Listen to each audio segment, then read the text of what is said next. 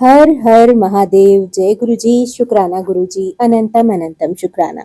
आइए संगत जी, गुरु जी की कृपा प्राप्त करते हैं और शिव पुराण के अगले अध्याय की तरफ चलते हैं, जिसमें आज हम जानेंगे कि संन्यास ग्रहण की शास्त्रीय विधि, गणपति पूजन, होम, तत्व शुद्धि, सावित्री प्रवेश, सर्व संन्यास और दंड धारण आदि का प्रकार।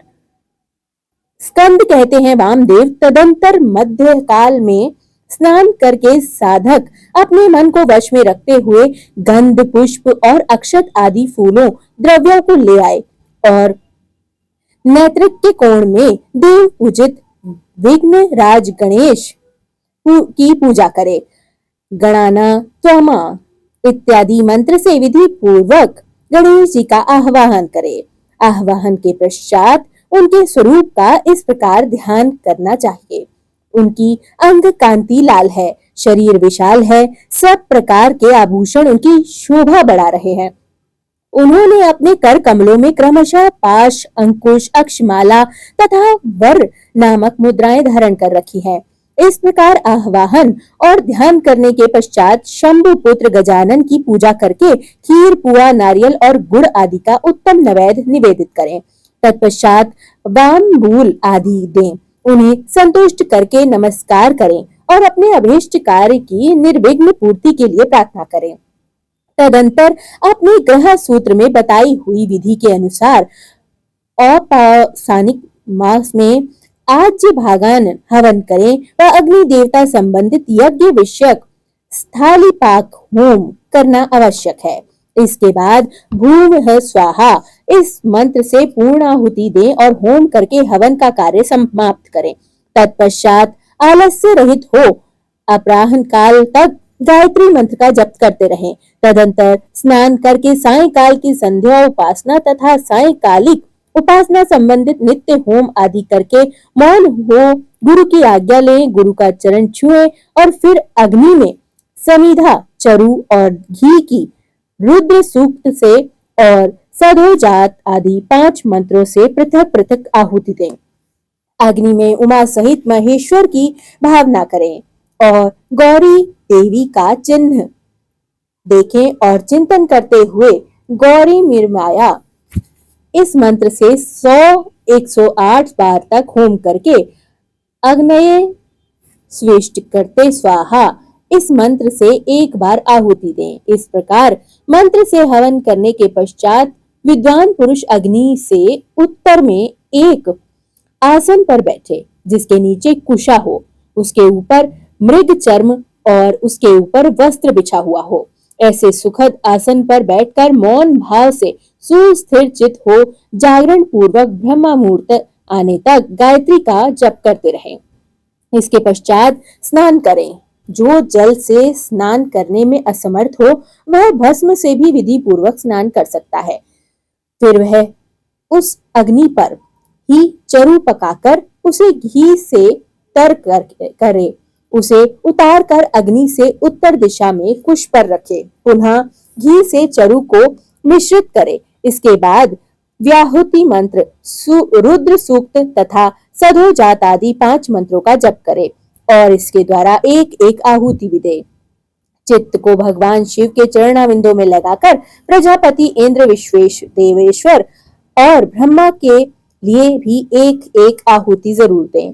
इन सब के नाम के आदि में ओम और अंत में नमः स्वाहा जोड़कर चतुर्थ अंत उच्चारण करें, यथा ओम प्रजापतये नमः स्वाहा इत्यादि। तत्पश्चात पुण्यावन वाचन कराकर अग्नये स्वाहा इस मंत्र से अग्नि के मुख में आहुति देने तक का कार्य संपन्न करें। फिर प्राणाय स्वाहा इत्यादि 5 मंत्रों द्वारा धृत सहित चरु की आहुति दें। इसके बाद अग्नये सृष्टि करते कृते स्वाहा बोलकर एक आहुति और दें। तदंतर फिर रुद्र सूक्त तथा ईशान आदि 5 मंत्रों का जप करें। महेशादि चतुर्व्यूह मंत्रों का भी पाठ करें।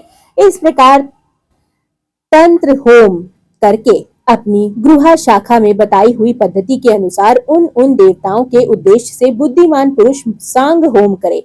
इस तरह जो अग्निमुख आदि कर्म तंत्र से प्रवर्तित किया गया है उसका निर्वाह करके विरजा होम करें। 26 तत्व रूप इस शरीर में छिपे हुए तत्व समुदाय की शुद्धि के लिए विरजा होम करना चाहिए।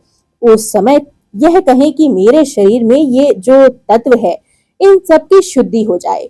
उस प्रसंग में आत्म तत्व की शुद्धि के लिए आरूढ़ केतुक मंत्रों का पाठ करते हुए पृथ्वी आदि तत्व से लेकर पुरुष तत्व पर्यंत क्रमशः सभी तत्वों की शुद्धि के लिए निर्मित धृत युक्त चरु का होम करें तथा शिव के चरणाविंदों का चिंतन करते हुए मौन रहें।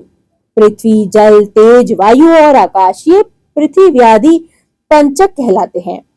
शब्द, स्पर्श, रूप, रस और गंध ये शब्दादि पंचक हैं।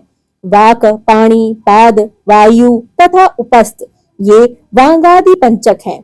श्रोत, क्षेत्र, नासिका, रसना और त्वकः ये श्रोतादि पंचक हैं। सिर, पार्श्व, पृष्ठ और उदर ये 4 हैं। इन्हीं में जंघा को जोड़ लिया जाए फिर त्वकः आदि 7 धातुएं हैं। प्राण, अपान आदि 5 वायुओं को प्राण आदि पंचक कहा गया है। अन्नमय आदि 5 कोशों को कोश पंच कहा गया है। उनके नाम इस प्रकार हैं: अन्नमय, प्राणमय, मनोमय, विज्ञानमय और आनंदमय। इनके सिवा मन, चित्त, बुद्धि, अहंकार, ख्याति, संकल्प, गुण, प्रकृति और पुरुष हैं। भोक्तापन को प्राप्त हुए पुरुष के लिए भोग काल में जो 5 अंतरंग साधन है उन्हें पंच तत्व पंचक कहा गया है। उनके नाम ये हैं: नियति, काल, राग, विद्या और कला। ये 5 माया से उत्पन्न होते हैं। माया तू प्रकृति विधाता, इस श्रुति में प्रकृति ही माया कही गई है। उसी से ये तत्व उत्पन्न होते हैं, इसमें कोई संशय नहीं है। काल का स्वभाव ही नियति है, ऐसा श्रुति का कथन है। ये नियति आदि जो 5 तत्व हैं इन्हीं को पंचक चुंग कहते हैं। इन 5 तत्वों को ना जानने वाला विद्वान भी मूढ़ ही कहा जाता है। नियति प्रकृति से नीचे है और यह पुरुष प्रकृति से ऊपर है। जैसे कौवे की एक ही आंख उसके दोनों गोलकों में घूमती रहती है, उसी प्रकार पुरुष प्रकृति और नियति दोनों के पास रहती है। यह विद्या तत्व कही गई है। शुद्ध विद्या, महेश्वर, सदाशिव, शक्ति और शिव, इन 5 को शिव तत्व कहा गया है।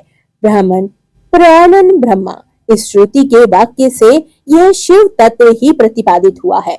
मुनीश्वर, प्रकृति से लेकर शिव पर्यंत जो तत्व समूह है उसमें से प्रत्येक को क्रमशः अपने अपने कारण में लीन करते हुए उसकी शुद्धि करो।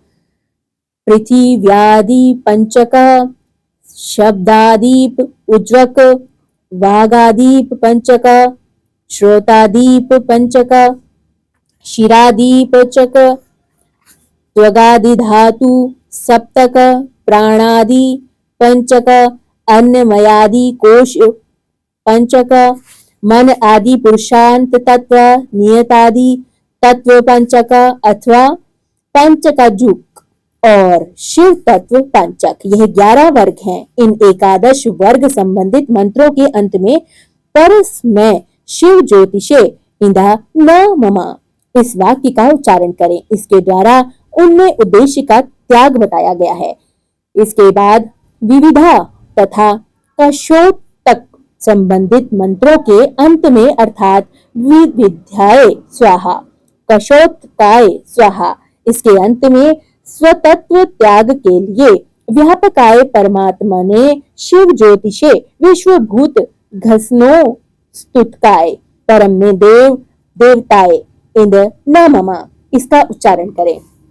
तत्पश्चात इंद नामम उच्चारण के तत्पश्चात उत्तिष्ठ ब्रह्मांड पते देवयंत सत्वे महे उपप्रयन्तु मुरुतः सुदानव इंद्र पाशुभवः सचा। इस मंत्र के अंत में विश्व रूपाय पुरुषाय ओम स्वाहा बोलकर स्वतत्व त्याग के लिए लोकत्रय व्यापिके परमात्मने शिवाय नमः का उच्चारण करें। तदंतर अपनी शाखा में बताई हुई विधि से पहले तंत्र कर्म का संपादन करके धृत मिश्रित चर का पाशन एवं आचमन करने के पश्चात पुरोहिता आचार्य को स्वर्ण आदि से संपन्न समुचित दक्षिणा भी दें। फिर ब्राह्मण का विसर्जन करके प्रातःकालीन उपासन संबंधित नित्य होम करें।